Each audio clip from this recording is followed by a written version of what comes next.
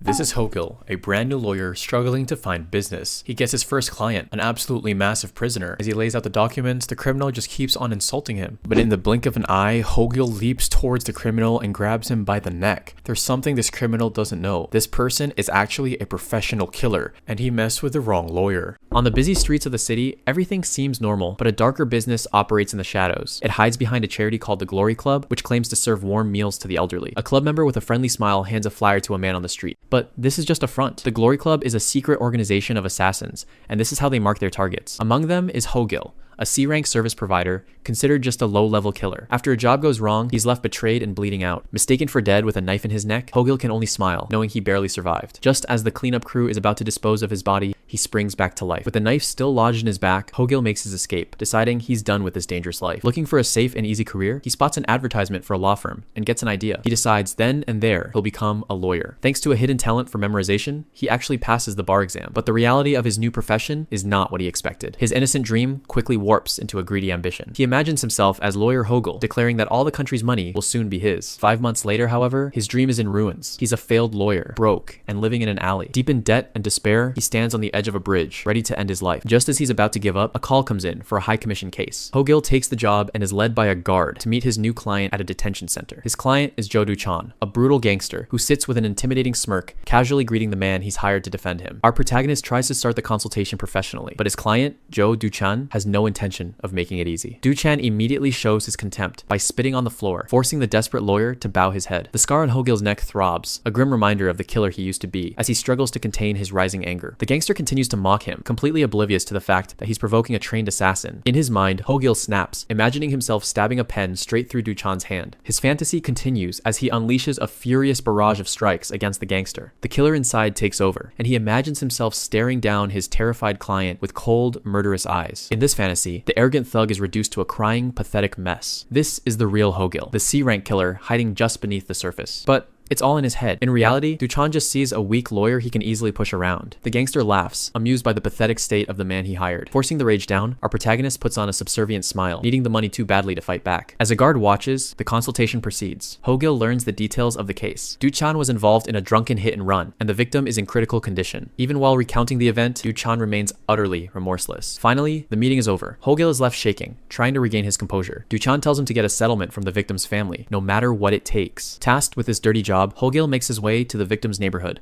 a poor shanty town. The climb up the steep broken stairs to the shanty town leaves him breathless, a world away from his dreams of wealth. He finally arrives at the address, and as he prepares to meet the victim's son, his expression turns sharp and focused. He finds the dilapidated home and peeks inside, spotting the victim's son. Hogil enters and finds Kim Ji-hoo, a grieving young man. He immediately begins his groveling pitch. He eagerly presents a settlement agreement, promising an enormous amount of money. Pointing to a photo of Ji-hoo and his father, Hogil coldly argues that the living must go on, but Ji-hoo stands silently, unmoved by the lawyer's desperate, money-focused pleading. Suddenly, Hogil's sales pitch is cut short by an unexpected reaction. Tears stream down Ji-hoo's face as he angrily rejects the offer, telling the lawyer to get out. Hogil is stunned into silence, unable to comprehend why someone so poor would refuse so much money. Before the argument can continue, their meeting is violently interrupted. Two loan sharks, Woo Tae-sik and Hwang Chong-gil, barge into the tiny apartment. They've come to collect a debt and immediately grab Ji-hoo by the throat. Woo Tae-sik threatens the boy, demanding their money back. Wanting no part of this, Hogil immediately tries to signal his non-involvement, hoping for a quick escape. As the thugs harass Ji-hoo, Hogil grabs his briefcase and tries to sneak away unnoticed. Ji-hoo watches in disbelief as the lawyer he just kicked out abandons him to the violent loan sharks. Hogil runs out into the street and frantically tries to hail a taxi, desperate to get away. But as the taxi pulls away, a noise from the apartment makes him hesitate. He can't bring himself to leave. Inside, the thugs are becoming more violent, sneering as they corner the helpless boy. Pushed to his limit, Ji-hoo grabs a box cutter, his fear turning into defiant rage. Hearing the scuffle, our protagonist makes a choice. He slides the lock on the gate, trapping everyone inside. Something has changed in him. Inside, the two thugs, Woo Tae-sik and Hwang Chong-gil, mock the trembling Kim Ji-hoo. Woo Tae-sik grabs Ji-hoo by the hair, preparing to beat him senseless. But, from outside the barred window, our protagonist watches, waiting for the right moment to intervene. The thugs continue their assault, completely unaware they are being watched. Hogil smashes the window and reaches through the bars. With impossible speed, he blocks the thug's punch, his forearm taking the full force of the blow without flinching. Woo Tae-sik howls in pain, his wrist bleeding. He realizes the lawyer somehow armed Ji-hoo with a pen. Enraged, the thug kicks Ji-hoo to the ground. He looms over the boy, ready to finish him off. His face is a mask of pure, unrestrained violence. Suddenly, Hogil bursts through the door, flying through the air with a perfectly aimed knee strike. The impact connects squarely with the thug's face. Ji-hoo can only stare in shock as the cowardly lawyer he knew transforms into a terrifying fighter. Wu Taisik is sent flying across the room, knocked out cold from the single, devastating attack. His partner, Hwang Chun-gil, and Ji-hoo are both frozen, utterly stunned by the sudden turn of events. Snapping out of his shock, Hwang Chun-gil lets out a roar and charges at Hogil. Hogil dodges with ease and counters with a precise, powerful blow to the thug's side. But the fight isn't over. Wu Taisik gets back up, pulling a knife with a furious scream, while Hogil is occupied with the other thug. As Hogil shields Ji-hoo, the enraged thug charges from behind, aiming to land a fatal blow. Hogil reacts in an instant, spinning out of the way of the knife and delivering a brutal kick that ends the fight for good. His kick lands with brutal force, sending the knife-wielding thug flying. The look in his eyes is no longer that of a lawyer, but a cold, calculating killer. He doesn't stop, immediately moving to the next target with ruthless efficiency. A final punch ensures the second thug is completely neutralized. In seconds, the fight is over. Both men are down. Hogil stands over them, his suit barely ruffled. The lawyer's pin on his lapel seems like a mockery. Kim Ji-hoo is left speechless, staring in awe and terror at what he just witnessed. As the adrenaline fades, Hogil grabs his head, frustrated that he lost control and revealed his old self. He surveys the scene, both thugs unconscious on the floor of the wrecked apartment. Seeing an opportunity, he calmly takes the wallet from one of the unconscious thugs. He pulls out a wad of cash, counting it with a smug expression.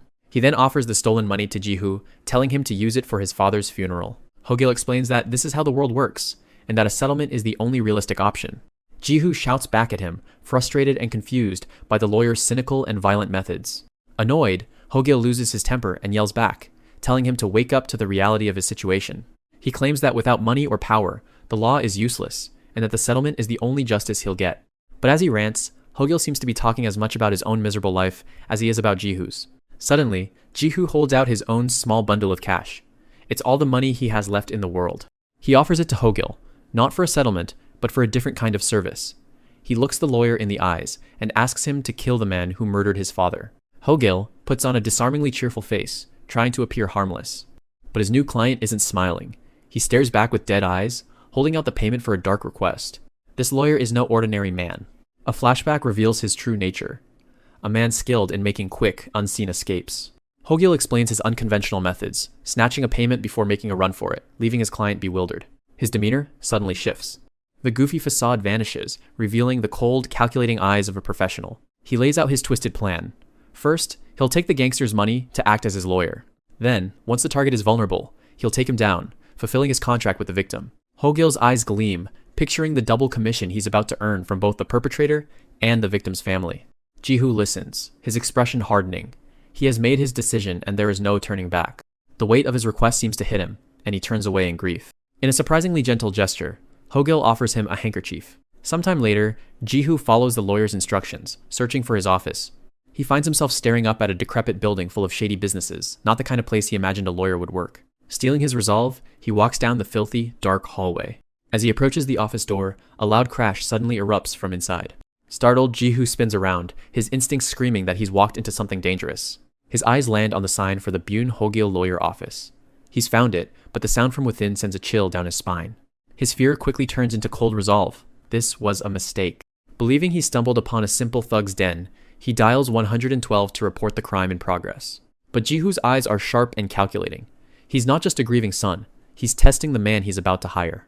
The crash was just Hogil himself, who panics when he overhears the call and demands to know what crime he's being accused of. Ji-hoo lowers the phone with a grin. It was a bluff, and Hogil's reaction tells him everything he needs to know. With the test over, Hogil offers his new client a cup of cheap instant coffee in his trashed office. Ji-hoo accepts, still trying to get a read on this strange and unpredictable lawyer. Hogil quickly reverts to his relaxed, confident persona, sipping his own coffee as if nothing unusual just happened. Then, his demeanor shifts entirely. He puts on glasses, and the fool persona melts away. The eyes behind the glasses are sharp, intelligent, and serious. It's time to talk strategy. He starts by describing the target, the arrogant gangster Jo Du-chan, who currently sits in prison. He replays the crime, a fatal hit and run, where Jo Du-chan dragged Ji-hoo's father's body from the road.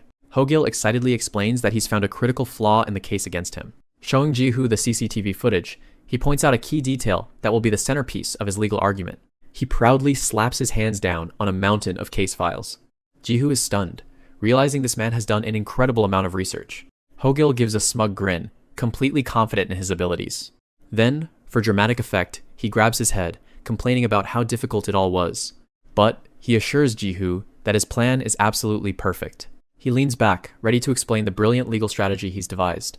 In the middle of his explanation, he's suddenly struck by the sheer genius of his own idea. He grabs Jihu's hands in a burst of manic excitement, leaving his client utterly speechless. The day of the trial, a massive crowd gathers outside the courthouse, awaiting the verdict. The verdict is in, not guilty. Jo Du-chan, the murderer, walks out a free man with a smug grin. The crowd erupts in rage. Among them is Kim Ji-hoo, who watches in stunned disbelief as his father's killer is set free. Hogil faces the barrage of eggs and insults from the furious public with a calm, unnerving smile. This was all part of his plan. For him, getting a criminal acquitted is just the first step of the job. He lives a double life, a lawyer who uses the law to his advantage, and a killer who delivers his own brand of justice. His real work is done in the shadows, far from any courtroom. He uses his skills to gather information that no ordinary lawyer could ever access. Leaving the courthouse, Hogil feels nothing but satisfaction from a job well done. But he's stopped by an elite prosecutor, a man named Han Jong-ui, who is clearly disgusted by the outcome. The prosecutor glares at him, seeing right through our protagonist's facade. Han Jong-ui gets in his face, warning him that his twisted games will eventually lead to his own downfall. Hogil simply turns and walks away, giving the furious prosecutor a mocking salute. Later, back at Hogil's office, the inevitable confrontation happens. Jihu storms in, screaming in a rage of betrayal at the lawyer who let his father's killer walk free. He grabs Hogil by the collar, demanding an explanation.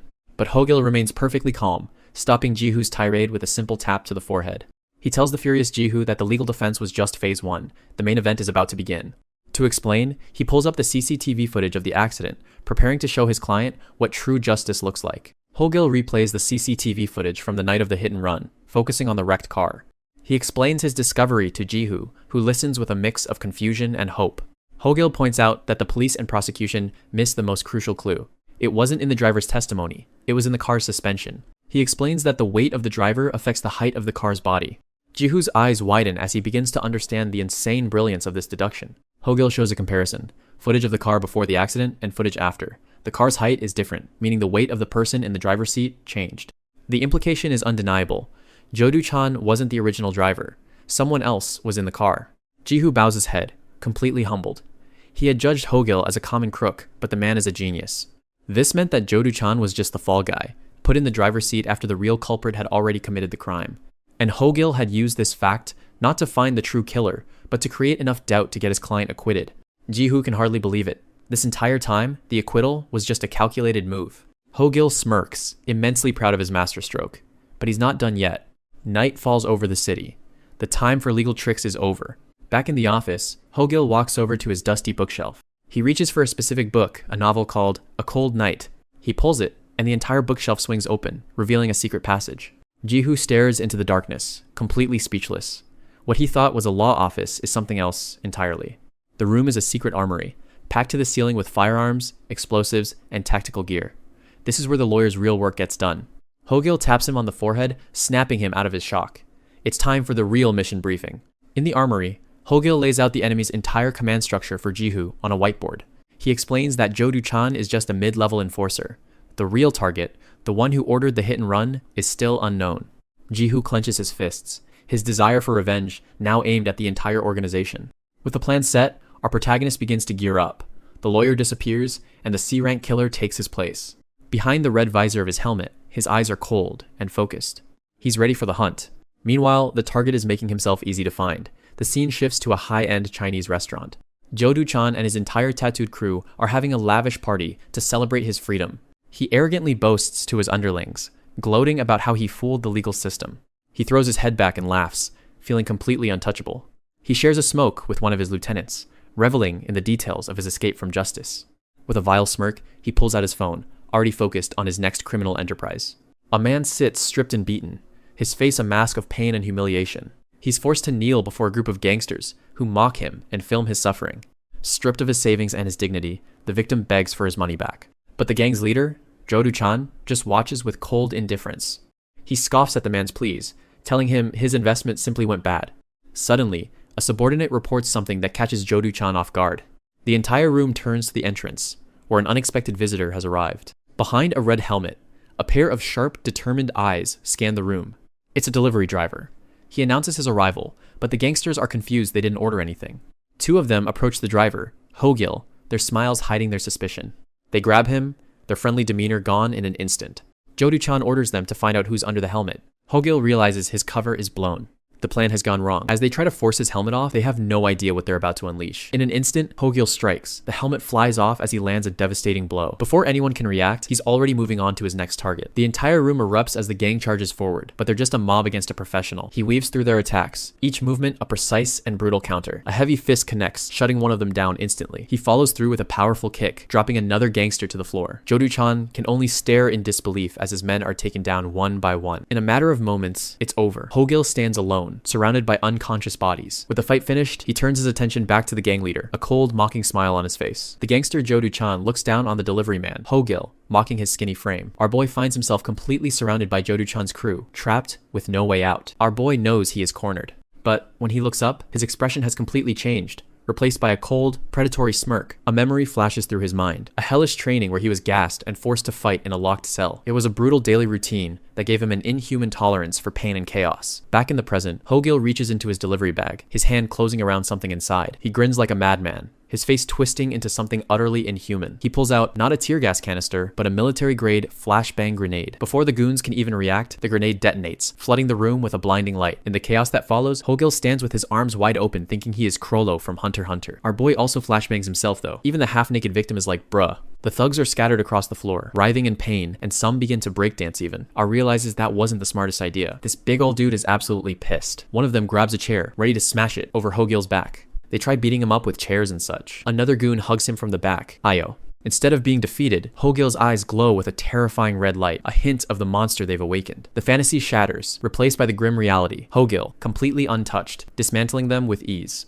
Jodu-chan snaps back to the present, his face pale with horror at the sight before him. The dust from the flashbang settles, revealing a scene of utter devastation he couldn't have imagined. Hogyl emerges from the smoke, an intimidating figure whose power is far beyond a normal man. Jodu-chan stares up in disbelief, sweat pouring down his face as he realizes the true nature of his opponent. But Jodu-chan is a veteran of the underworld. He hardens his expression, drawing on 20 years of experience. He remembers his past, how he survived and climbed the ranks. He's seen his share of monsters. He clenches his fist. A man who has survived for 2 decades in this world doesn't go down without a fight. Hogyl responds with a crazed, taunting expression, as if daring him to try something. And just like that, the gangster's will shatters. Jodu-chan bows deeply, his voice trembling as he submits completely. Hogyl begins his interrogation, asking about the person backing the operation. When Jodu-chan hesitates, our protagonist forces him to his knees, making it clear who is in charge. Knowing a gangster's word is worthless, Hogyl decides to find the evidence himself and begins searching for his phone. He unlocks the phone, finding a picture of a glamorous woman in a bunny outfit as the wallpaper. Bruh, this pervert really is a troll, he says. He scrolls through photos of Jodu-chan and his crew, and these bums are always just messing around. His eyes widen as he stumbles upon a group chat that seems to be the heart of the operation. It's an investment group, filled with flashy images of wealth and luxury cars. The chat boasts an unbelievable promise, a guaranteed 500% profit on any investment. And there, in the chat members, he finds a familiar face, a woman named Crystal. A predatory smile spreads across Hogyl's face. He's found his next target. The scene shifts to Hogyl's law office, a rundown space in a shady-looking building. Back in his lawyer attire, Hogyl waits for his client, the tension of the earlier fight gone. His client, Kim Ji-hoo, arrives, looking nervous and out of place. Hogyl cheerfully greets him, offering him a cheap instant coffee mix. As Ji-hoo holds his Moonbuck's coffee, Hogyl sits down to explain the complex scam. To do so, he pulls out a sketchbook, preparing to illustrate his point. Ji-hoo stares in shock at the incredibly childish drawing Hogyl has prepared. He uses a childish drawing to represent the scam's key players. A queen who acts as the lure, and a pig representing the victims. Ji-hoo is left speechless by the absurd diagram, but Hogyl just laughs, having simplified the complex situation before presenting the hard evidence. Hogyl shows his client the advertisement from the group chat, a flashy lure promising impossible wealth. After his strange explanation, he crumples up the drawing and gets serious, his demeanor changing in an instant. Kim Ji-hoo listens intently, trying to piece together the complex web of the scam. Using the childish drawing, Hogyl points out the key players, the victims, and the scammer pulling the strings. Ji-hoo pulls out his own phone, the realization of how he was tricked slowly dawning on him. He scrolls through the group chat, now seeing the fake testimonials and doctored prophets for what they really are. Hogyl explains that these scammers create a fantasy, making victims believe they are on the verge of a life-changing windfall. He describes a master puppeteer, leading eager victims towards a gate that promises huge profits. But once the victims are through the gate, the promise explodes, leaving them with nothing. They end up just like the man from earlier, beaten, broke, and clapped to oblivion. The full weight of the deception hits Jihu, and his shock quickly turns into anger.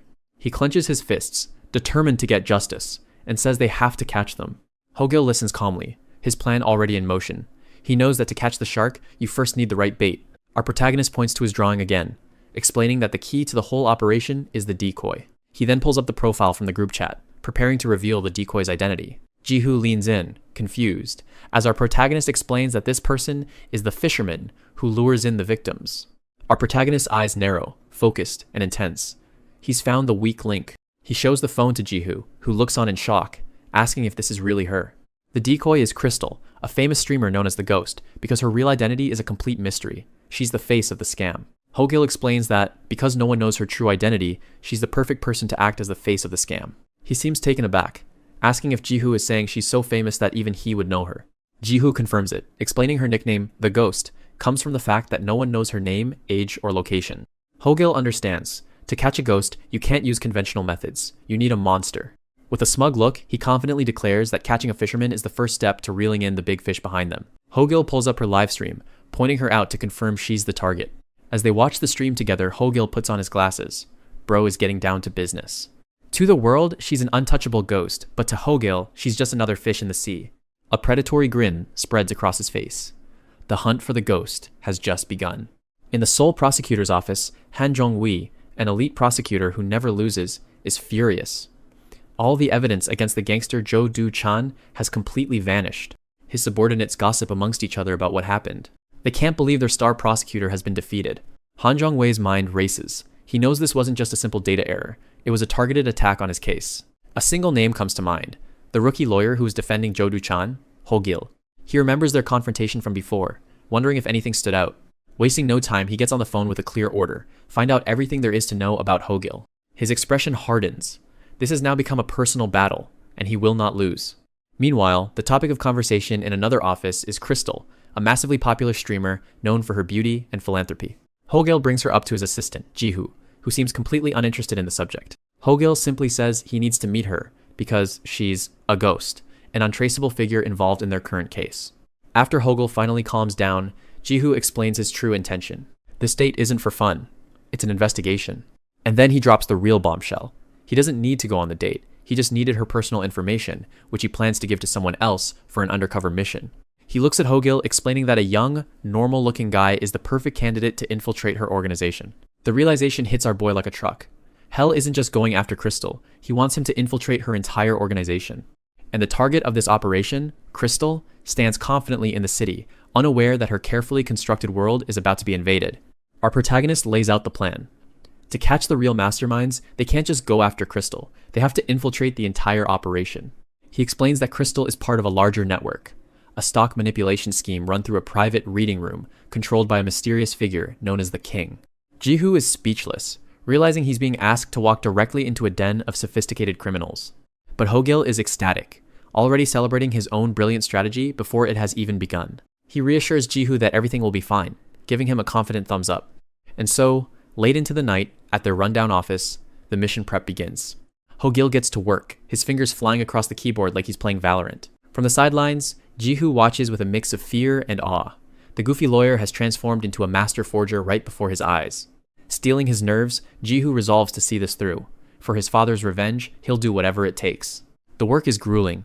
Even Hogil, with his inhuman stamina, is starting to feel the pressure of the all-night session. Their dingy office, a place of desperation, has now become the command center for a high-stakes undercover operation. Fueled by cheap instant coffee, they work through the night, preparing for the battle ahead. Finally, exhaustion takes over, and Jihu collapses on the couch. He's jolted awake not long after, startled by a sudden noise from across the room. It's Hogil, stretching victoriously. Jihu scrambles over, wondering what has happened. Slumped in his chair, Hogil looks completely drained, but triumphant. He points Jihu towards the laptop screen. Jihu stares at the laptop, his eyes widening as he finally understands the source of his boss's manic energy. The screen shows Hogil landed a date with Crystal at the expense of 5 million won, his entire life savings. Of course, Jihu hits him in the head for it. Theatrically, Hogil sheds a single tear, overwhelmed by his own genius and the 5 million won he spent. With the celebration over, It's time to get down to business. A cunning smile spreads across his face. He has the perfect persona in mind to get past her defenses. The scene fades, and the day of the date arrives. The meeting spot is a public park, bustling with people. A group of passersby suddenly stops, their eyes glued to a figure by the fountain. It's Crystal, looking every bit the celebrity she is, patiently waiting for her date to arrive. She looks effortlessly elegant, completely unaware that she's the one being hunted. The onlookers are captivated, mesmerized by her presence. Suddenly, Crystal hears someone approach from behind and turns to see who it is. Her polite smile falters as she takes in the bizarre sight before her. It's Hogil, wearing an outrageous disguise, a long black wig, tacky glasses, and a formal suit, trying to look like a sincere gentleman. He plays the part of an over-the-top fan, and Crystal, though taken aback, seems amused by his antics. Meanwhile, Ji-hoo secretly watches the whole cringe-worthy display. Hiding nearby, Ji-hoo can only sigh in embarrassment, wondering if this ridiculous plan could possibly work. The date moves to a fancy restaurant. As Hogil continues his act, Ji-hoo sits at a separate table, maintaining his surveillance. But beneath the goofy exterior, Hogil's eyes are sharp. He's not just making conversation, he's gathering intel. He puts on a show of being her biggest fan, reacting with exaggerated shock and awe to everything she says. Crystal seems to be enjoying the attention, unaware that every word she speaks is being carefully analyzed by the man sitting across from her. Then comes the moment the mask slips. When the steak arrives, Hogil offers to cut it for her. His hands move with blinding speed and precision, dicing the meat with the skill of a seasoned assassin, not a lawyer. He presents the perfectly cut steak with a flourish.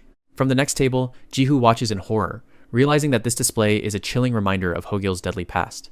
The date continues with Hogil winning her giant stuffed animals at an arcade, fully committing to his role as an adoring fan. He even takes her on a Ferris wheel, his loud, obnoxious laughter echoing through the park, while Ji-hoo continues to watch from a distance, suffering.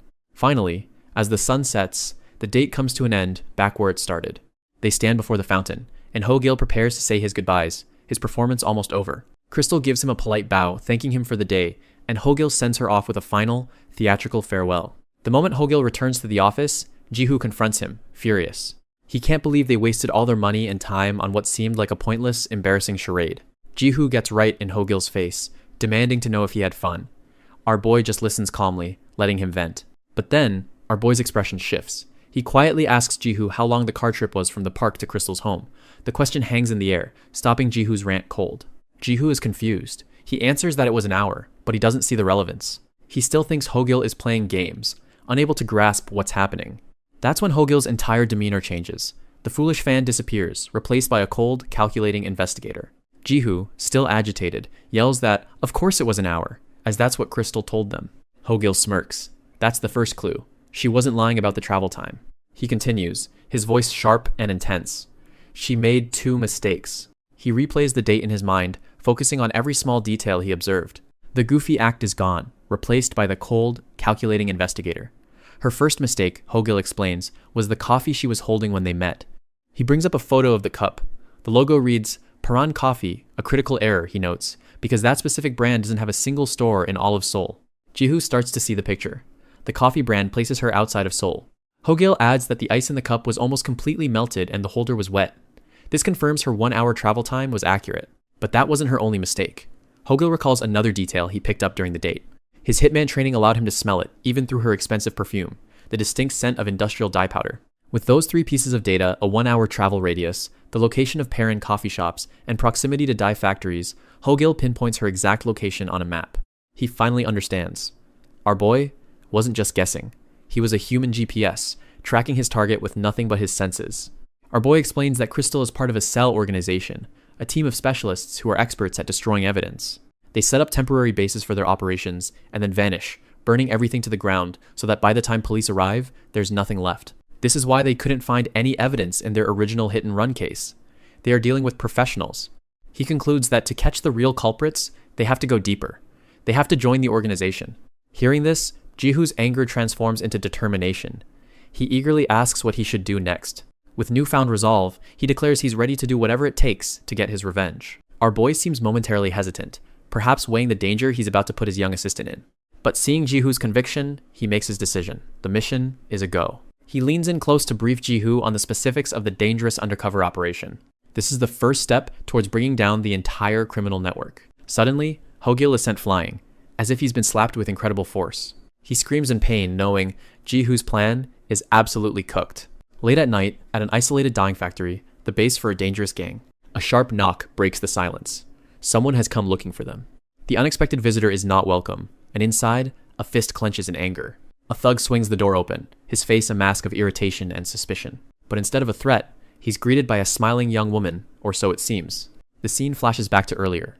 The lawyer's partner, Kim Ji-hoo, presents the absurd infiltration plan to a skeptical Ho-gil. Ji-hoo explains that to get into the gang's streaming business, Ho-gil can't go as a man. He has to be an aspiring female streamer. Ho-gil is utterly horrified by the suggestion, unable to process what he's hearing.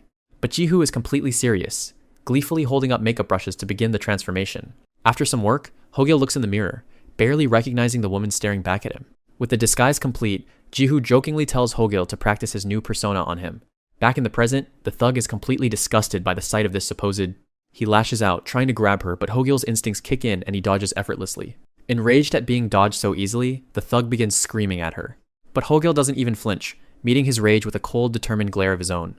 A moment later, he's on the ground with his hands bound. Getting captured was all part of the plan. The thug smirks, believing he's easily handled the situation, and caught himself a new prize. He shoves his new captive inside the warehouse, ready to show her how things work here. Once inside, our boy's playful demeanor vanishes. His plan has worked perfectly. The thug calls out to his crew, but the reality of the operation laid bare before them leaves both him and our boy shocked. The warehouse is a grim sight. Shipping containers are scattered everywhere, repurposed into living quarters and broadcast studios for a gang of thugs. Still in character, Ho-gil discreetly whispers into his hidden earpiece, reporting the unbelievable scale of the operation to Ji-hoo. The other thugs quickly take notice of the new girl surrounding Ho-gil, who feigns a nervous tremble. He immediately switches on the charm, flashing a peace sign and a cute wink to disarm the leering gangsters. But underneath the act, a predatory smile reveals the truth. He's the one sizing them up. The lead thug proudly presents his new find to the rest of the crew. His eyes are cold and empty. To him, this new girl isn't a person, just another product to be exploited. Ho-gil continues to play the part of a startled newcomer, his heart pounding loudly for effect. The thug moves closer, enjoying the fear he thinks he's causing. Meanwhile, Ji-hoo listens from the office, his hand flying to his mouth in shock at what he's hearing. Ho-gil lays it on thick, acting cute and telling the thug he's heard this is the best place to become a star. Ji-hoo goes pale, realizing the thugs are completely buying the act and the situation is getting more intense. Playing the part of an ambitious rookie, Ho-gil asks to meet their #1 streamer, Crystal. The thug agrees, leading him away from the main group toward a single isolated container. As they approach, Ho-gil's playful expression vanishes. He stares at the container, knowing the truth of this place lies inside. The thug smirks, telling him the girl inside is a bit prickly. Ho-gil just gives a slight smile, asking him to keep his voice down. He then places a hand on Ho-gil's shoulder, making him jump. Ho-gil instinctively recoils from the unwanted touch. He closes his eyes, bracing himself for the meeting he's risked everything for. Because for him, this is personal. A flashback reveals an ecstatic Ho-gil winning a fan contest for a date with that very same streamer, Crystal. Back in the present, the thug tells him the girl inside, Crystal, is their top earner, and he needs to learn from her. The door opens, and Ho-gil sees her. This isn't the glamorous idol from the internet, but a broken, exhausted woman. The thug shoves Ho-gil inside, slamming the door and leaving him alone with the silent, withdrawn Crystal. With one last threatening glare at Crystal, the thug makes it clear she's to keep the new girl in line. The room is tense and quiet. Ho-gil sits awkwardly on the couch, while Crystal remains curled up on the floor, completely ignoring him. The silence stretches on.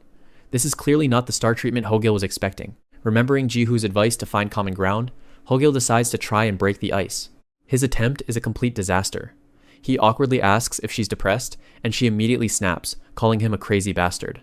Over the wire, Ji-hoo frantically tells him that wasn't what he meant, urging him to try and show some sincerity. Ho-gil grimaces, realizing his approach was all wrong.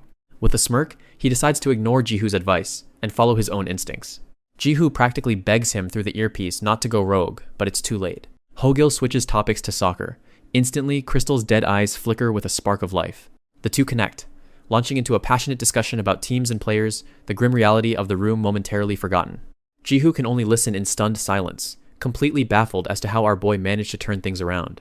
Our boy gets animated, acting out a play from a recent game. To his delight, Crystal is completely engrossed, and for the first time since he arrived, Crystal lets out a genuine, happy laugh. But the moment of joy is fleeting. As quickly as it came, the laughter dies, and a tear escapes her eye. Her expression shifts to one of pure terror. With tears in her eyes, she tells him that if he stays here, he will die. Another flashback reveals the date Ho-gil won. Disguised as a suave gentleman, he met with a cheerful, vibrant Crystal a world away from the broken woman in front of him now. Back in the present, Ho-gil calmly processes her warning.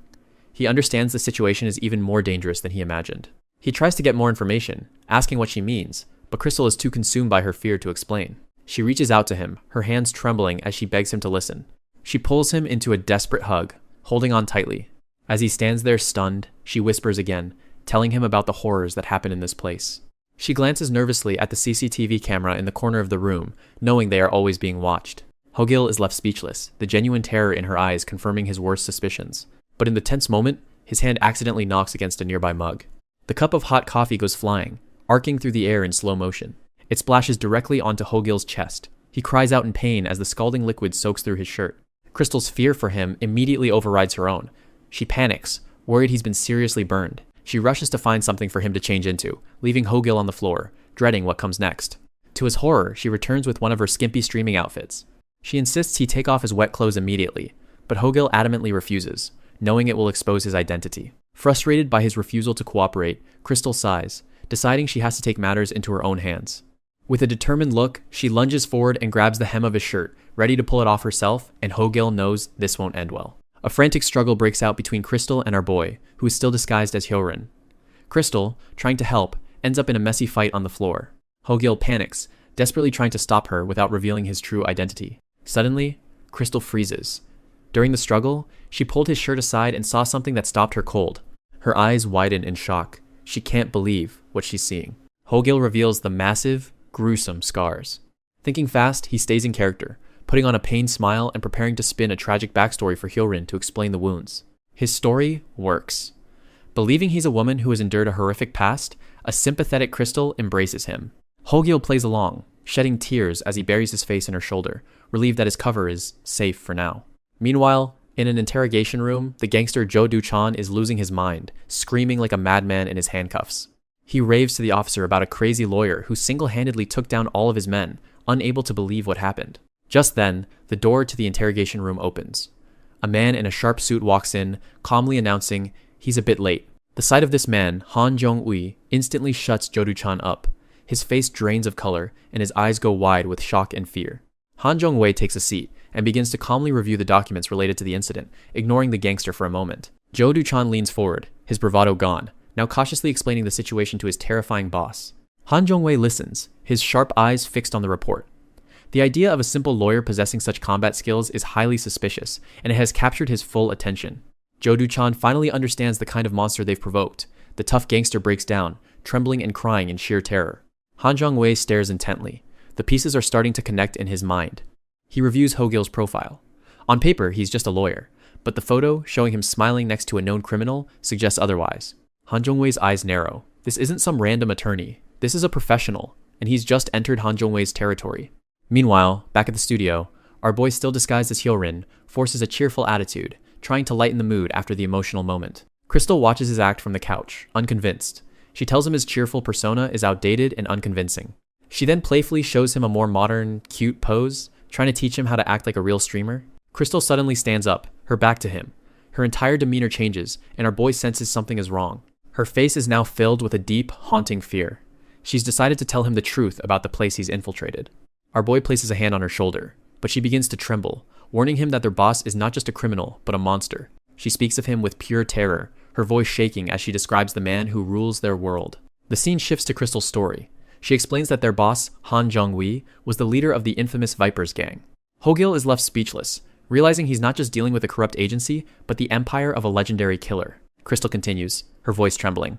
He became the boss at just 15 years old, a ruthless teenager who dominated the New York underworld. The Vipers were not just thugs. They were a disciplined army of killers, loyal only to their young, sociopathic leader. Crystal describes the Bronx streets where Han Jong-wei forged his reputation through shocking acts of violence. Perched above his gang, the young Han Jong-wei was an absolute monarch, and Crystal explains that he would kill even his most loyal followers for the smallest sign of disrespect. Crystal then tells a story that illustrates his cruelty. One day, his most loyal subordinate was found dead in a pool of blood.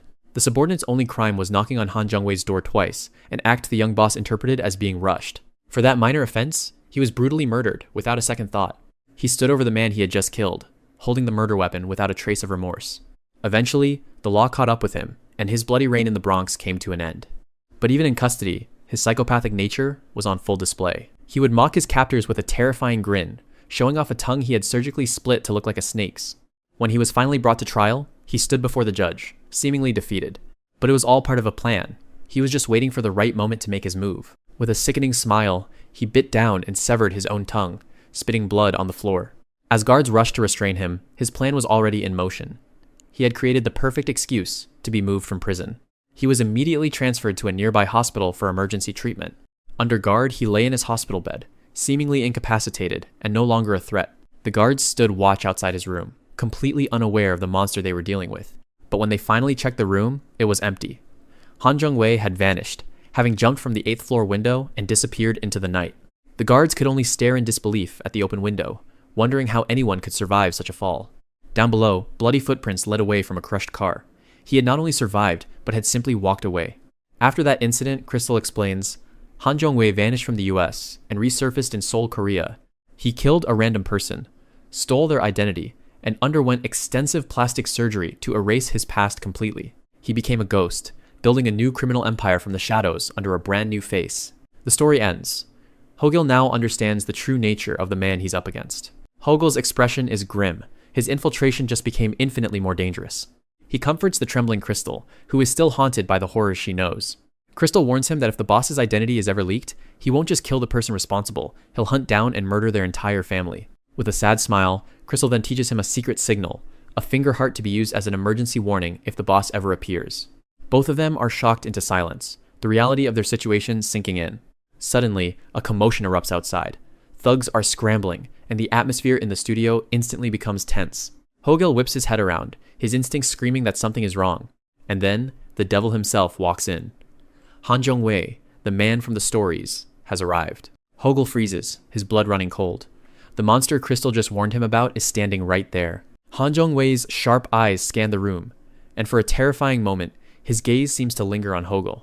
In a split-second panic, Hogil improvises, throwing on a red hood and sunglasses to transform his Hyorin persona into a quirky, unrecognizable character. Behind the dark glasses, he breaks into a cold sweat, praying that this flimsy disguise is enough to fool the monster standing before him. But his disguise fails. Han Jung-wei walks past everyone else in the room and taps him directly on the shoulder. Hogil freezes. Out of everyone here, the boss has singled him out. He can only stammer in confusion as Han Jung-wei tells him to hold it right there. In that terrifying moment, he remembers Crystal's smile and the secret signal she taught him just moments before. His heart pounds in his chest as he realizes what's happening. Across the room, Crystal desperately flashes the finger heart signal, her face pale with terror, but it's too late. Han Jung-wei stares him down. And our protagonist is cooked, bro. Han Jung-wei's sharp eyes seem to pierce right through the facade. He's not a man who is easily fooled. The prosecutor guides his associate away, assuring him that he'll handle the new girl personally. The comment sends Hyorin into a manufactured panic, just as a scared newcomer would react. As the associate leaves, Han Jung-wei's friendly demeanor vanishes, leaving only the cold prosecutor behind. Just as Hyorin is about to follow, a hand grabs her wrist, stopping her in her tracks. It's Crystal, who desperately pulls her back, warning her not to go. She knows how dangerous that place is. But Hyorin's eyes are firm. This is not a request, it's a mission, and she has every intention of seeing it through. She is led into a massive, heavily guarded compound, a fortress that operates outside the law. And the man running this entire operation is none other than the righteous prosecutor, Han Jung-wei. Inside the belly of the beast, Hyorin maintains her composure, a faint, unreadable smile on her face. Her gaze is steady, calculating. The hitman within is wide awake, assessing every angle. Meanwhile, Crystal is left outside, her face a mask of terror, horrified at what might happen to the naive girl she tried to save. This entire operation is being coordinated by Hogil's trusted assistant, Ji-hoo, who manages the mission from the outside. Inside, Hyorin is brought to a strange room set up like a classroom. Han Jung-wei is there, setting up a camera, as Ji-hoo watches with suspicion. The prosecutor pulls up a chair, his movements smooth and confident. The interview is about to begin. They sit opposite each other. Hyorin keeps up her friendly, slightly nervous act, while Han Jung-wei observes her with cold amusement. He leans in, asking if she isn't intimidated by a scary prosecutor like him.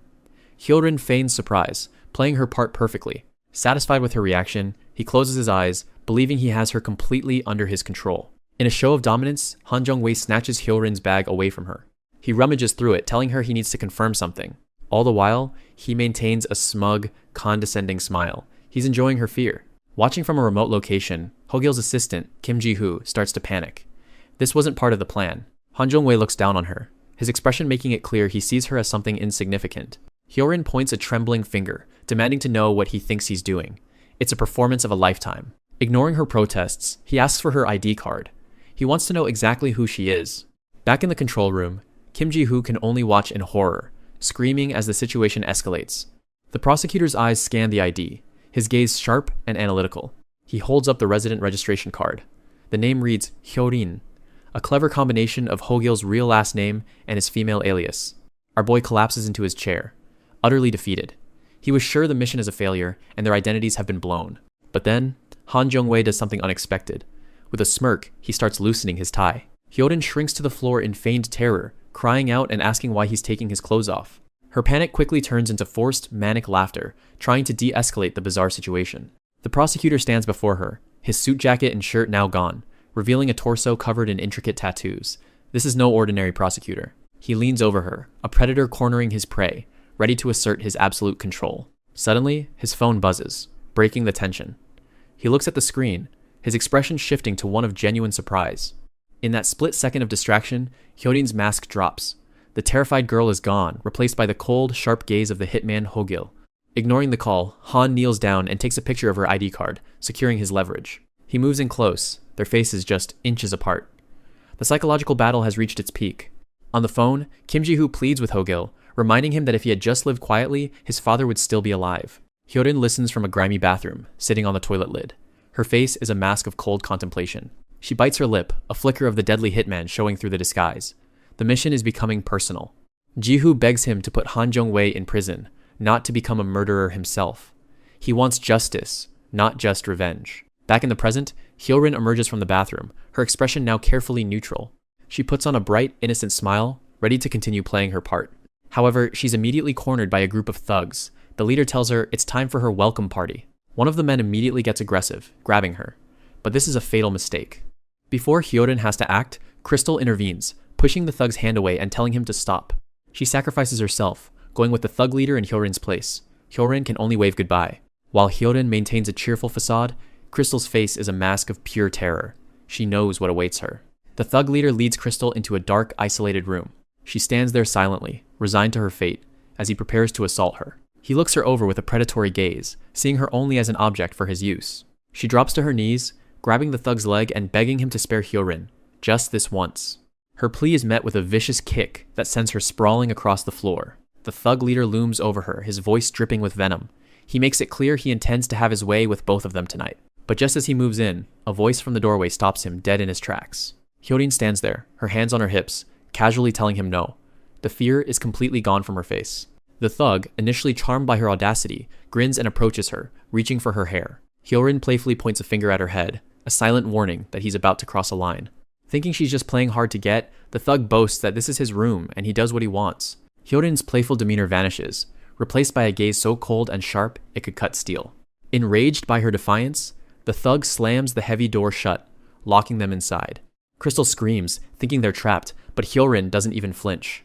The thug smirks, confident that he has them right where he wants them. Hyorin simply sighs, as if this whole situation is just a tiresome inconvenience. Then, to the thug's confusion, she begins to undress, casually pulling up her shirt as he watches in his tiger print underwear. She unhooks her bra and lets her top fall, and the thug's confusion turns to shock. Because standing before him isn't a woman, but a man, with a body covered in scars. The disguise is gone. This is the real Hogyeol. He ties back his hair with a smirk. The game is over, and the real Hogyeol is here to play. He takes a step back, his brain struggling to process that the delicate girl is now a battle-hardened man standing before him. Snapping out of his stupor, the thug grabs the nearest weapon he can find, a baseball bat. He swings with all his might, a desperate, furious attack meant to crush this unbelievable foe. But our boy moves like liquid. He ducks under the wild swing with ease, grabbing a whip from the floor. In a single, fluid motion, he uses the whip to bind the thug's hands together. It's over in an instant. The thug finds himself helpless, disarmed, and restrained before he could even land a single blow. The thug can only scream in agony and humiliation. The welcome party is officially over. Crystal remembers herself struggling to escape. She bangs on the door as she remembers what happened to her. With a wild grin, our boy unleashes a brutal whipping on this man's booty. After the beating, our boy stands back with a casual smile, admiring his handiwork as the man hangs there, broken and bleeding. His smile suddenly twists into a deranged laugh as he winds up for another vicious strike. Oudesty. Crystal waits, curled up in fear and anxiety. Hearing a sound from inside, she stumbles back, terrified of what she might see when the door opens. The door swings open, revealing Anna standing there, looking shaken but unharmed. Overwhelmed with relief, Crystal throws her arms around Anna, clinging to her tightly. Anna is still in shock from her ordeal, unable to process what just happened. As they walk away from that terrible place, Crystal comforts her, who is now broken down in tears. We find out our boy blackmailed him by taking these photos. He adds a final, degrading touch by pulling the man's own tiger print underwear over his head like a mask. Back in the hotel room, our boy is carefree. The sound of a shower running can be heard from the bathroom. Crystal steps out, wrapped in a towel, with a friendly smile for the person she knows as Anna. But the friendly gesture sends our boy into a full-blown panic. He's a man, and he can't let her get any closer. Crystal, however, isn't getting the hint. She slides into bed, striking a suggestive pose, and inviting Anna to join her. Desperate, Hogyel starts acting even more erratically, warning Crystal that he has terrible sleeping habits. Just as his situation becomes dire, a phone starts vibrating on the nightstand, interrupting the tense moment. Hogyel looks at the screen, his expression shifting as he sees who is calling. His playful panic vanishes, replaced by the cold, calculating focus of a lawyer planning his next move. The scene shifts, and Hogyel, still as this shoddy, goes up to the boss's room. Standing before the prosecutor, Hogyel thinks about his mission. He knows that DNA is something that can't be washed away. His grip tightens. This isn't just about playing a character anymore. It's about taking down a dangerous man. Hogyel continues to lay it on thick, playing the part of the bubbly and impressed streamer, Hyorin, to keep the prosecutor's guard down. He leans in close, invading Han Jong-wei's personal space under the guise of flirtatious banter. And in that moment of distraction, his mission is a success. He deftly plucks a single strand of hair, the DNA evidence he desperately needs. With the DNA sample secured, Hogyel dabs his face, a satisfied smile on his lips. Everything is going according to plan. Elsewhere, Hogyel's assistant, Kim Ji-hoo, is on the phone, likely coordinating the next steps of the escape plan. The two of them are locked in a tense standoff, a silent battle of wills disguised as an interview. Han Jong-wei places a hand on Hyorin's shoulder, telling her to get some rest. With a wicked grin, Hogyel knows it's time to spring the next part of his trap. He dangles a car key, playfully telling the prosecutor to strip with confidence. The bait is set. Hyorin and Jong-wei look out over the heavily guarded compound, a place from which escape is said to be nearly impossible. Turning to the prosecutor, Hyorin gives him a simple command: follow me. A confused Jong-wei has no choice but to comply. Hyorin beckons him forward, her flirty act perfectly masking the brilliant mind that's about to secure his own getaway car. Hogyel begins the next phase of his plan, putting on a show of being terrified and demanding the prosecutor pull over immediately. Meanwhile, he sends a quick text to his assistant, Kim Ji-hoo, telling him to rush to the convenience store next to the office. As soon as the car stops, Hyorin dashes out and runs towards the convenience store, leaving a bewildered Jong-wei behind. Inside, Hogyel barrels past the clerk, catching his waiting assistant, Kim Ji-hoo, completely by surprise. In a secluded corner of the store, he quickly hands over the bag containing Han Jong-wei's hair. The evidence is passed. But their rendezvous is dangerously close to home, right in the building that houses the Hogyel law office. Suddenly, both Hogyel and Ji-hoo look up in shock. Their secret meeting has been discovered. Two menacing figures, a heavy-set man and his lean partner, block their path. They are loan sharks, and they look furious. The loan sharks back Hyorin and Ji-hoo into the office, bats in hand, ready for violence. Hogyel immediately drops to the floor, resuming his act as the weak and terrified Hyorin to assess the situation. The larger loan shark grabs Kim Ji-hoo, demanding to know where his father is. Ji-hoo can only stare in terror as the thug's face inches closer, his breath reeking of intimidation. Seeing his chance, Hogyel makes a sharp, sudden movement, preparing to escalate the chaos. Just as Han Jong-wei enters the office, Hogyel drives a sharp object into his own leg, creating a bloody and desperate scene. His Hyorin persona drops for an instant. The cold, analytical gaze of the lawyer emerges, observing how his target will react to the chaos he's created. Han Jong-wei adjusts his glasses, a smirk playing on his lips. Far from being intimidated, he seems to find the situation amusing. The loan shark is shocked into silence. He had no idea who he was dealing with. Without another word, Han Jong-wei unleashes a devastating punch, his friendly demeanor gone, replaced by cold fury. He doesn't stop, delivering a brutal series of kicks and stomps that leaves the thug unconscious on the floor. Standing over the fallen loan shark, the prosecutor calmly checks his phone as if nothing happened. A wild, unhinged laugh escapes him, revealing a glimpse of the monster lurking beneath the prosecutor's suit. His eyes then land on a nameplate on the desk. He stumbled right into the office of the great Hogyel. Looking around the messy office, Jong-wei asks where he can find this crazy lawyer. Kim Ji-hoo tries to play dumb, but his nervous act does little to fool the sharp-witted prosecutor. A sinister idea forms in Jong-wei's mind. His eyes narrow as he realizes the lawyer might be closer than he thinks. Ji-hoo watches in horror, realizing what the prosecutor is about to do.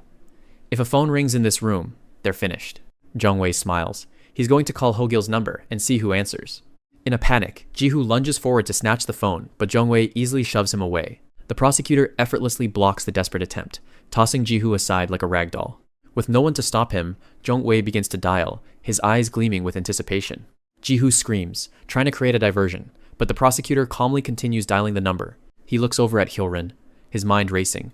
The signal is going to go right to Ho-gil's hidden phone. This is the end. But Ho-gil isn't panicking. A wicked smile spreads across his face.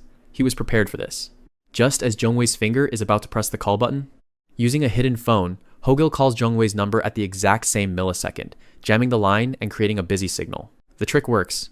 Thwarted by the failed call, Jung-wei abandons the phone trap and turns his cold, predatory attention directly onto Kim Ji-hoo. His identity safe for the moment, Ho-gil slips back into his Hyo-rin persona, clinging to the prosecutor and begging to be taken away from the scary scene, leaving Ji-hoo to face the music alone. Han Jung-wei grabs Ji-hoo by the collar, his patience worn thin. He knows the boy is hiding something. Leaning in close, the prosecutor's voice drops to a menacing whisper. He reveals that they have met before, and demands to know how long Ji-hoo intends to keep up his act. She yells that someone has called the police to create a chance to escape. He pulls her out of the office, seemingly falling for the act. But a quick glance back and a cold smile reveals the truth. Han Jung-wei knows the sirens are fake, and he's the one setting the trap. As they speed away in a car, the tension between them is thick enough to cut with a knife. Hyo-rin continues her frantic act, thinking to herself, this dude is insane. The scene shifts to the agency dorm, where Crystal physically lashes out, a sign of the immense pressure she's under. She's immediately struck back, a painful reminder of the pecking order in this place. With a heavy heart, she begins to recall a horrifying story from her past. It was a brutal memory, not one that any should remember. The full picture is revealed. They forced her to beat a man, framing her and sealing her fate within the organization. Her memories are a montage of humiliation and abuse, showing how the agency systematically breaks people down. Every moment was a struggle for survival against predators. Back in the present, Crystal holds Hyo-rin's hands, finishing her cautionary tale. She is warning her that there is no escape. Hyo-rin looks stunned, finally understanding the true horror of the place she's trapped in. In a final, desperate act, Crystal gives Hyo-rin her real ID card. Her name is Choi Bok-soon, and she wants someone to remember her true self. She gives a sad, peaceful smile, as if a great weight has been lifted from her shoulders. Her confession is cut short by a phone call. The screen reads, "Boss, it's Han Jung-wei, and he's summoning them." They follow his instructions and arrive at a deserted industrial site. Han Jung-wei waits for them, ready to lead them onto the stage he has prepared. Han Jung-wei welcomes them into a strange, empty subway car. It's not a real train, it's a meticulously crafted set. Hyo-rin walks down the aisle, the smoky, sterile environment feeling more like an arena than a mode of transport. Suddenly, the friendly act vanishes. Han Jung-wei presses a gun to Hyo-rin's back, his intentions now dangerously clear.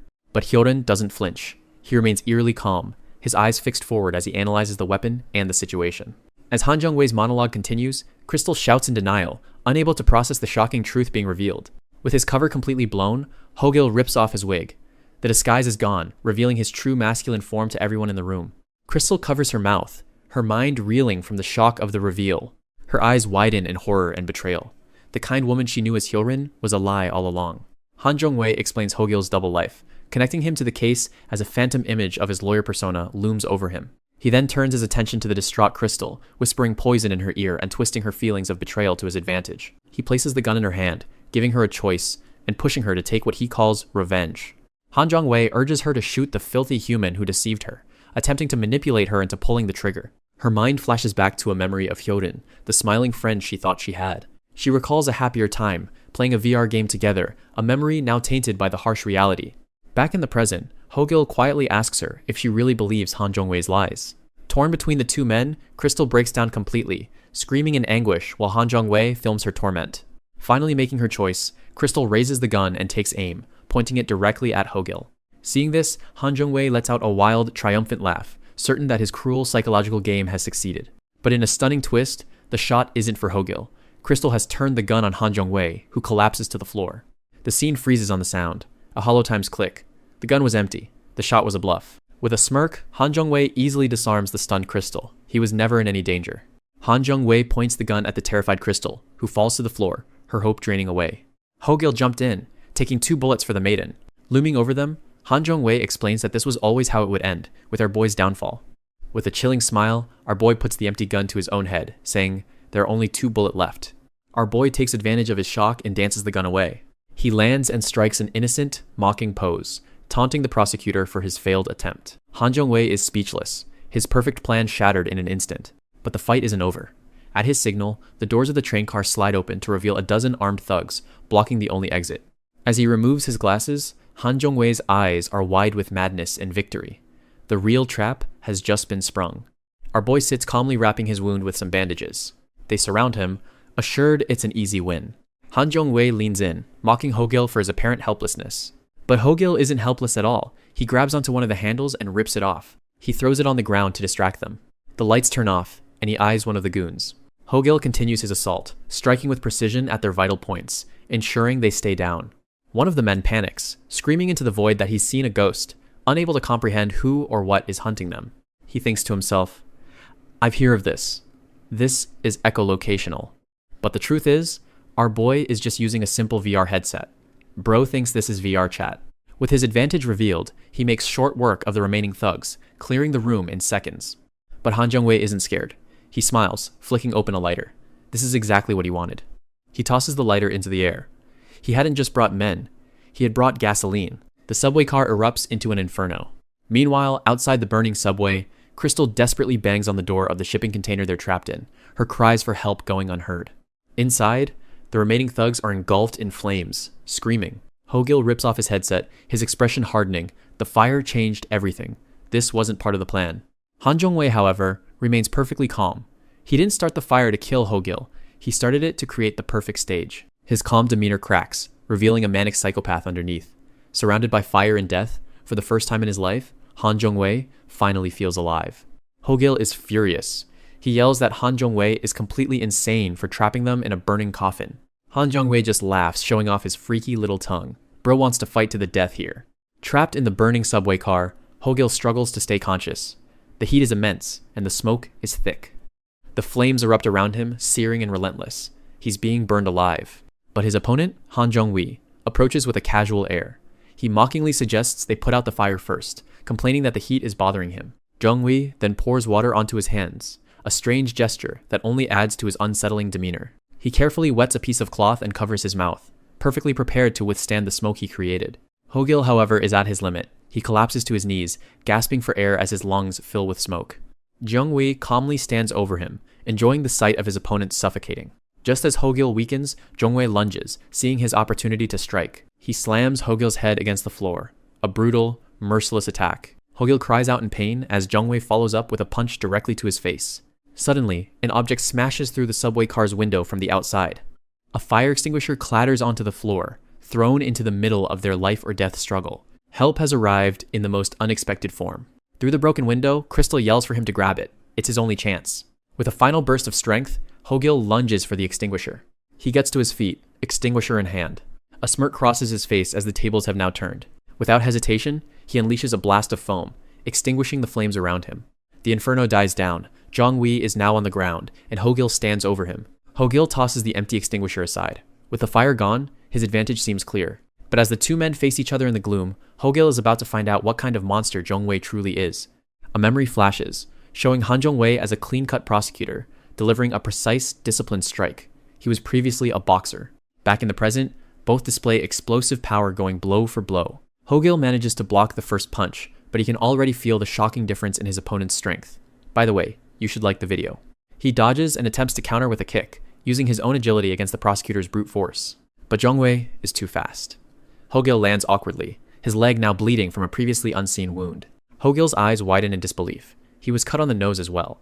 He is confused how this bum did that. He wipes the blood from his nose and says, "This fight might be a bit harder than I expected, Baka."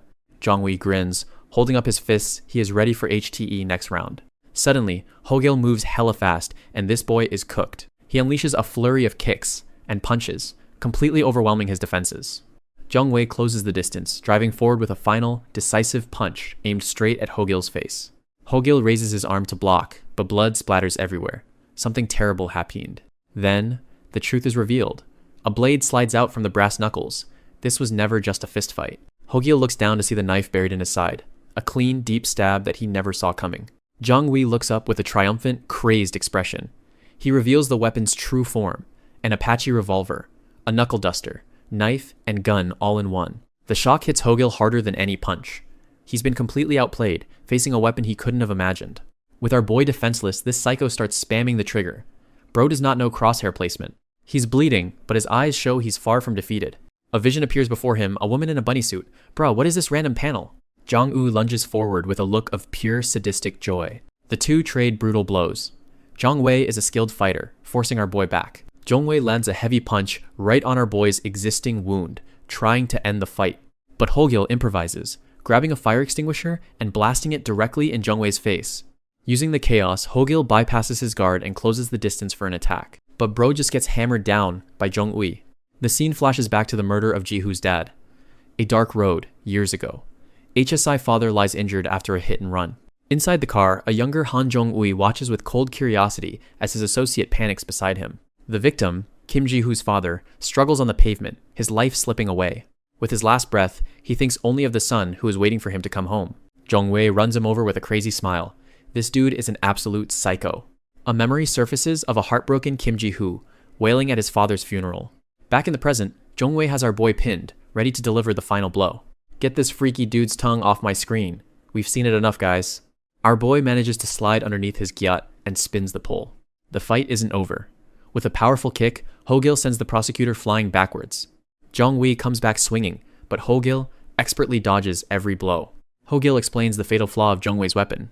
Without a proper barrel, it's useless at a distance. The prosecutor's smug expression falters. He realizes he's not fighting a simple thug. Jong-woo drops into a professional boxing stance, finally taking the fight seriously. But it's too late. Hogyl breaks through his guard and gets his hands on Jong-woo's throat. He expected a punch, but our boy is smart as heck. With a single brutal strike, he crushes the prosecutor's windpipe. Jong-woo collapses, gasping for air, finally understanding he was lured into a trap. Hogyl stands over him, victorious. The hunter has become the prey. He reflects on his own past, a life spent running and fighting in the shadows. He remembers seeing a lawyer's ad, a spark that ignited the idea of a new life. As a cleaner, he used to play the part, charming his targets before taking everything. But that life of violence and deception was something he desperately wanted to leave behind. Back in the present, Hogyl looks down at the defeated prosecutor, his expression cold and resolved. The monster inside him roars to the surface, ready to end Jong-woo for good. But a phone call stops him. It's his client Kim Ji-hoo, crying and begging him not to become a killer. Jong-woo starts laughing, confident that the law will give him a light sentence. But Hogyl has other plans. He reveals evidence of arson, a crime that ensures Jong-woo will never see the light of day again. He leans in close and tells the terrified prosecutor that death is too good for him. He has a special kind of hell in mind, one that mirrors the suffering of his victims. Jong-woo laughs, still arrogant, mocking the idea of being sent to prison. Hogyl reminds him of the streaming victims he exploited, girls who were trapped and terrified. He paints a picture of the world Jong-woo created, where people were controlled by gangsters and thugs. A world of despair, where his victims lost all hope. A cruel, satisfied smile spreads across Hogyl's face. His brand of justice is not about forgiveness. It's about perfect, poetic retribution. Time to put his law knowledge to its best use. In his modest office, Hogyl watches the news. The top story is one he knows all too well. The headlines flash across the screen. Han Jong-woo, the corrupt prosecutor, has finally been arrested, sending shockwaves through the public. Han Jong-woo thrashes uselessly against the officers, his time as a predator finally at its end. In an American courtroom, the full extent of his crimes is laid bare for the world to see. The gavel falls, sealing his fate with a sentence of 5,200 years. An unprecedented punishment for an unprecedented monster. But even as the sentence is read, Han Jong-woo wears a smug, arrogant smirk, still believing he's above it all. That arrogance vanishes the moment the cell door slams shut. Reality sinks in as he's surrounded by the very kind of criminals he once lorded over. At the same time, his accomplices are rounded up, their criminal empire crumbling in a single day. With justice served, those Hogyl help now see him as a hero, cheering for the lawyer who brought down a monster. 3 months later, the season changes to autumn. In a quiet park, Choi Bak-soon, formerly the streamer Crystal, waits patiently. She looks up as she hears someone approaching. It's Hogyl. He playfully grabs her arm, startling her. With a smirk, he reminds her that she's the one who asked to meet. He returns the bag she'd left behind, which contains her share of the settlement money. Bak-soon tells him this will be the last time they see each other. For her to start a new life, she has to completely disappear. Hogyl understands, but he has one last thing for her. A new ID card with her real name, a final gift to restore the life that was stolen from her. She accepts it, realizing her old life as Crystal is finally over. Hogyl encourages her to use this chance to live a good life, even teasing her about studying hard for her exams. Choi Bak-soon listens, a small, genuine smile forming as she accepts his words and prepares to say her final goodbye. Before she leaves, Baksoon gives Hogil a playful flick on the forehead, a lighthearted end to their heavy journey. Hogil watches her, a faint, knowing smile on his face. She turns to walk away, stepping towards her new future. But she stops, looking back at the man who saved her. For the first time, she gives him a genuine, peaceful smile, free from all the pain of her past. Hogil returns the smile, a silent acknowledgement of their success. And with that, they part ways for good, two separate paths stretching out before them, so peak. The seasons change, and winter blankets the city in snow. At a columbarium, another life forever changed by Hogil's actions pays his respects. Kim Ji-hoo gently touches the glass of his father's memorial, the pain still fresh. He stands alone in the quiet hall, lost in his grief. He quietly tells his father that it's all over now, that the men responsible have been punished. As he gets ready to leave, he receives an unexpected phone call. Suddenly, our boy comes barreling towards him, slipping and sliding comically on the polished floor. Catching his breath, the lawyer seems relieved to have found Ji-hoo in time. He urgently shoves his phone in Ji-hoo's face, pointing to something on the screen with a look of frantic shock. While Ji-hoo takes the call, our boy leans against a pillar, waiting with uncharacteristic patience. After the call ends, our boy gives a cheerful wave and a goofy grin before taking his leave. Ji-hoo is left standing alone in the snow, trying to process the life-changing news he just received from the bank. That night, he sits overlooking the city, a solitary figure under the moon, overwhelmed by the impossible gift he was given. As Ji-hoo sits in the cold, he sees a vision of a happier time, a memory of walking with his father, who waves cheerfully. He remembers his father's easy smile and the simple joy of heading home together for a meal. The memory is so clear, a stark contrast to the lonely winter night. He flashes back to his father bursting through the door with chicken and the warmth of their small, happy home. A framed photo captures that joy, a moment now lost to time. Just then, his phone rings. It's a call from Parent Bank. He answers, confused about why a bank would be calling him. But as he listens, he leaps to his feet in disbelief. The bank tells him an anonymous guardian has set up a 1 billion won pension for him. He'll receive 1 million won every month for the rest of his life. The phone slips from his hand. In that instant, he knows. There's only one person who could have done this. Tears begin to fall, mixing with the snow. He clutches his phone, the weight of the incredible gift finally hitting him. And he weeps, for the father he lost, and for the unbelievable kindness of the man who acted like a leech but was secretly a saint. Months later, spring arrives. But for our boy, things are as tough as ever. He's on his knees, begging his landlord for an extension on his rent. She's having none of it and promptly throws him out of his own office. Despite securing a massive settlement, our boy is completely broke, having given it all away. He cries out in hunger, lamenting that he can't even afford a decent meal. Suddenly, his office door bursts open. Startled, Hogil spins around to see who it is. It's Kim Ji-hoo. Hogil assumes he's a new client, but the boy makes it clear he's not there for a case. Ji-hoo explains that he wants to work for our protagonist to repay his debt, leaving the lawyer utterly speechless. Hogil immediately refuses, telling him to go home and study, but Ji-hoo doesn't move an inch. The lawyer insists he has nothing to teach, but Ji-hoo has already made up his mind. He looks at Hogil with unwavering resolve, stating that he wants to learn about the world from him. And so, the rundown office gains a new, unpaid intern, and Hogil gains his very first apprentice. But as one story finds a new beginning, another is just starting to unravel. The scene shifts to the nation's most popular idol group, Area, performing live on stage for thousands of adoring fans. At the center is Anna, the group's radiant star, shining brightly under the stage lights. But away from the lights and the cheering crowds, the reality is a nightmare. Tears stream down her face, splashing onto her trembling legs. Huddled in the dark, the nation's top idol is trapped in a private hell, crying and begging for our boy to help her. In his office, Hogil lays out his insane new plan. His associate, Kim Ji-hoo, can't believe what he's hearing, arguing that it's completely reckless. But Hogil simply adjusts his tie, completely unfazed by Ji-hoo's protests. His mind is already made up. A sinister smile creeps across Hogil's face as he gets an idea. Ji-hoo, however, is completely oblivious to what's coming. Suddenly, Hogil grabs Ji-hoo from behind, playfully wrestling him as his associate struggles in protest. Anna just watches the chaos unfold. Pinning him down, Hogil's expression turns serious. He tells Ji-hoo that if they're going to do this, he needs a stylist. Anna, the idol at the center of the scandal, sits quietly. The weight of her situation is clear as she listens to them. Our protagonist continues explaining the details of the situation. This was all fake, this scandal video. Ji-hoo is speechless. He explains that deepfakes were used. However, there is something else. He points out the flaw. The fake video was too perfect, showing a bare face. This means the culprit wasn't a stranger, but an insider with access to her private life. He makes a sharp, decisive gesture. This single detail is the key to the entire case, proving it's an inside job.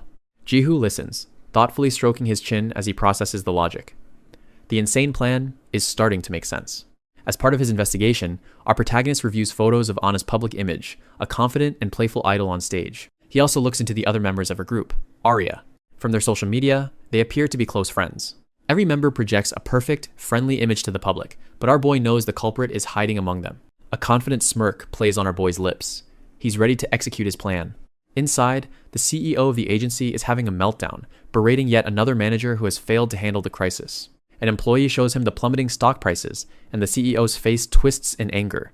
The company is facing financial ruin. He screams in frustration, the pressure becoming too much to handle. The job of being Anna's manager has become a nightmare. One man, once happy and healthy, is now a broken, drooling shell of his former self after just a week on the job. The pressure is immense, with previous managers being hounded and blamed by the public for the scandal. He's desperate for anyone who can solve this problem, clutching his head in despair. A figure strikes a pose. It's our boy, dressed in a ridiculous fan t-shirt, announcing himself as Anna's new manager. Hogil confidently presents his credentials to the baffled CEO, who can't believe what he's seeing. With Hogil lounging, Ji-hoo frantically tries to explain their situation, introducing himself as the new stylist. Just as the CEO is about to throw them out, Anna herself appears, looking composed and confident. She vouches for Hogil, telling the CEO that she hired him. Cornered and desperate, the CEO has no choice but to agree. And so, they head into the meeting room to discuss the details. Hogil immediately makes himself at home, yawning and stretching as if he owns the place, while Anna and Ji-hoo watch. Lying down, his mind is already working. He considers his first suspect, the CEO himself. His investigation begins at once. Peeking through the blinds, he spots the first obstacle he needs to clear for Anna. His first act as manager, clearing a path. He intercepts two rival idols, allowing Anna to avoid a confrontation. In the bathroom, Hogil prepares. Using gel, he spikes his hair, adopting the look of an aggressive, hands-on manager ready for a fight. Outside, he puts on a staff vest and becomes a human shield, physically blocking the ravenous paparazzi from getting to Anna and her group. He gives Anna a reassuring look, telling her to be strong. This is her moment to face the public head-on. Anna steps forward, the flash of cameras washing over her. She takes a breath, her expression hardening with resolve. She delivers a powerful statement, asking everyone to trust her and promising to clear her name, showing no signs of weakness. Watching from the side, Hogil is impressed. He gives a small fist pump, acknowledging her incredible mental strength. But the reality of being an idol manager quickly sets in. Our boy is horrified by the endless, grueling tasks ahead of him. He's turned into a pack mule, forced to wear high heels while hauling mountains of clothes for the idols, who complain about their own feet. The members treat him like a personal assistant, asking for trivial things while he's busy working. The chaos continues even in the car, with the driving and demands pushing him to his breaking point. Handing over the company card with a pained smile, he's sent on yet another errand. Finally, he arrives at the door to the group's private waiting room. This is it, the heart of the operation. Our boy grabs him, telling him to stop talking nonsense. As the manager, it's his job to go inside. He pauses for a moment, listening at the door before committing to entering their private space. This public strength hides a private pain. Behind the scenes, Anna often sits alone, crushed by the pressure of the scandal. Steeling himself, our boy pushes the door open, ready to step into their world and find the truth. He slowly leaves after seeing what's happening. Earlier, Hogil had already put his cleaner skills to use, faking a stomach ache to physically block a rival producer from starting his recording session. This created a technical issue, allowing him to text Anna and give her a much-needed break from her schedule. The message gives her a moment of relief, a small victory won by her new, unconventional manager. Back before the mission started, Ji-hoo found Hogil exhausted in his office, contemplating the impossible task ahead. Seeing his boss struggling, Ji-hoo decided he couldn't just stand by and watch. He smiled, getting an idea to help, and offered his own services for the undercover operation. He proposed that he could join the mission by posing as Anna's new stylist. Hogil was shocked by the suggestion, embarrassed that his young intern was offering to help him with such a ridiculous plan. But the plan was set. Dressed in a flashy suit, Hogil was ready to play his part. Back in the present, Hogil finally enters the room and is greeted by the members of Arya. The stark contrast between their glamorous idol personas and their casual, messy home life leaves him utterly speechless. Our duo arrive at the luxury dorm, beginning their undercover operation. Hogil, in a flashy suit, plays the part of an enthusiastic new manager, while Ji-hoo quietly observes. A seemingly professional security guard greets them, but behind his calm expression lies a dark and dangerous obsession. Hogil fully embraces his goofy manager persona, trying to get on the good side of the idol group members. One of the members, Ye-jin, watches him with a skeptical eye, questioning his sudden appearance. After being offered a taste of the seaweed soup meant for Anna, Hogil's face freezes in shock. Jihu simply smirks, having anticipated the disgusting flavor. One of the members hands Hogil a key card, not for a proper room, but for something much worse. Yejin casually points him to his new quarters, a dark and unwelcoming storage space. Hogil is thrown into the messy closet, surrounded by boxes and crates of bananas, realizing he's been completely disrespected.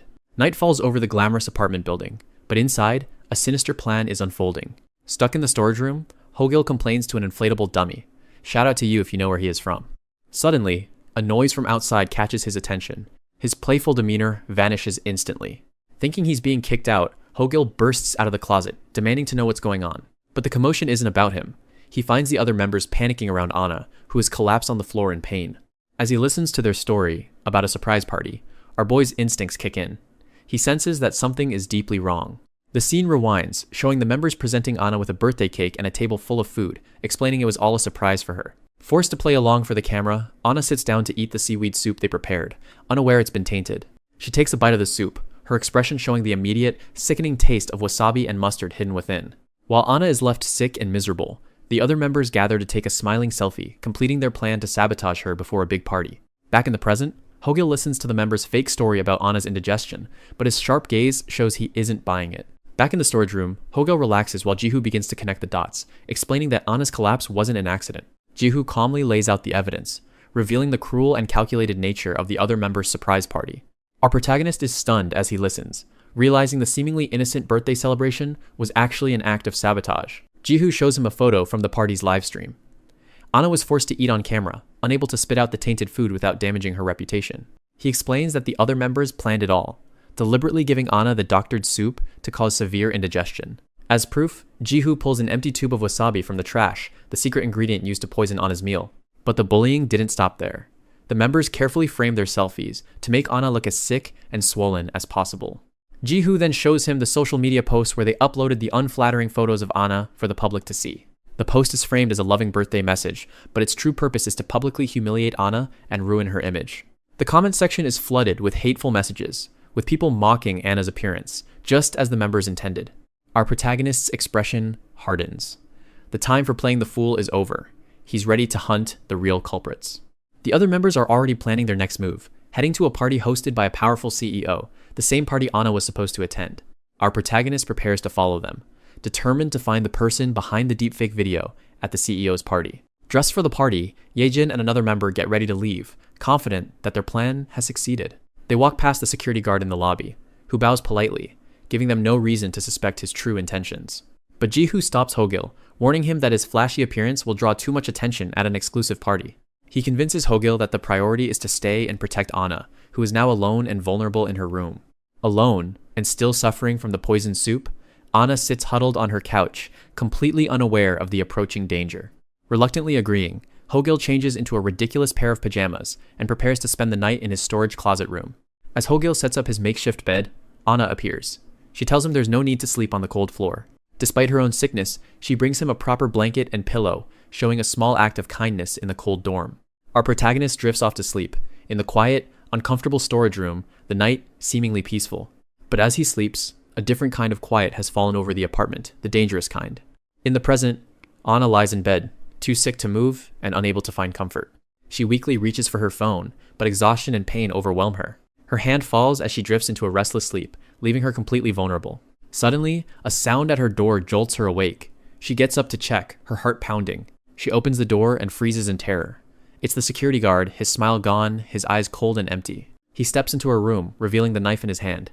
He has used his master key to bypass all security. The guard begins a delusional rant, claiming he's been a fan since her very first fan club, before fame supposedly corrupted her. His face contorts with rage as he blames money for changing her, twisting his obsession into a righteous crusade. He brandishes the knife, his voice laced with menace as he corners the terrified Anna. He brings up the deepfake video, demanding she prove it isn't her by showing him her chest, looking for a mole seen in the fake video. Anna is paralyzed by fear, unable to scream or run as the stalker's twisted logic traps her. He's obsessed with a single detail from the video, a mole that he believes is the only way to tell the real Anna from the fake one. His eyes burn with a terrifying intensity. In his mind, this is a test of her purity, and he is the judge. But just as the situation becomes critical, our boy is just sleeping sound in his futon. She is cornered by a stalker disguised as a security guard, who threatens her with a knife. Frozen in terror, Anna can only stare as the man's obsession turns violent. She remembers him. He's not a stranger, but a fan who attended one of her meetups. Overwhelmed by his own twisted narrative, he mutters that there's no turning back now, terrifying Anna even more. This guy knows he is clapped. Driven by his delusion, the stalker lunges forward, ready to attack. But just as the knife descends, a hand intercepts it. It is our boy, still wearing the eye mask. He smirks, aura farming like usual. Instead of fighting, Hogil pulls out his phone and starts taking pictures. The stalker freezes, blinded and confused by the sudden camera flashes. I guess he is not photogenic. Hogil calmly reviews the photos, ensuring he has all the evidence he needs for a future conviction. He recalls how the stalker, posing as security, had greeted him and his associate earlier, a polite facade for a sinister plan. Back in the present, the stalker redirects his rage, pointing the knife at Hogil, who casually dismisses the threat. Hogil almost seems to be enjoying this, his expression a mask of cool indifference as he prepares to act. Enraged, the man lunges, but Hogil is already one step ahead. He grabs a nearby book, using it to block Anna's vision. Then he just slaps the dude to the Andromeda Galaxy. With the attacker neutralized on the floor, Hogil and Anna look on. He coolly informs her he'll be billing her for this. In a final, desperate surge, the stalker clamps his teeth around the blade to lunge forward one last time. Hogil turns around about to use a death attack from One Punch Man. The man is sent flying and striked multiple times in the blink of an eye. Shortly after, police sirens echo as authorities arrive on the scene. As the stalker is taken into custody, Hogil shouts after him, telling the police to teach him a lesson. But the incident feels too sloppy. Suspecting a deeper plot, Hogil heads down to the parking garage, calling his associate. He confirms his suspicion. The stalker has an ankle monitor. This was no random attack. Someone hired a known criminal. As he walks through the deserted garage, he feels a sudden shift in the air. He's not alone. An ambush from above. Hogil reacts instantly, dropping to the ground as a foot comes crashing down. The attack misses, but its sheer power shatters the concrete pillar where his head was just moments before. From the shadows emerges a new threat, a hulking man with a nose ring and an intimidating physique. This is Chimpanzee, a B-rank hitman who knows Hogil from his past life, greeting him with a sinister grin. Chimpanzee mocks our protagonist for his new life as a lawyer, recognizing him by his old code name, Hedgehog. Unfazed by the threat, Hogil casually pulls out a banana and starts eating, a bizarre act of defiance. To show off his power, Chimpanzee drives his fist into a brick wall, pulverizing it with a single punch. He leaps from the upper level, launching himself toward Hogil with terrifying speed. The two former colleagues clash. Hogil expertly dodges and weaves, avoiding the brute force of his opponent. Chimpanzee's raw, superhuman strength is on full display as he relentlessly attacks. The explosive sounds of the battle echo through the garage, drawing the attention of a nearby police officer. By the time anyone can respond, the fight has left a trail of destruction, with smashed cars and a demolished wall. Having dealt with the immediate threats, Hogil returns to Anna's apartment, his mind heavy with the night's events. He knows that neutralizing a stalker and a hitman hasn't solved the real problem. The true enemy is still out there. He finds Anna huddled in the corner of her room, the trauma of the night leaving her paralyzed with fear. She trembles on the floor, unable to speak, lost in the horror of what just happened. Trying to lighten the mood, Hogil puts on his goofy manager persona, offering her a blanket and cracking a joke. But his words have no effect.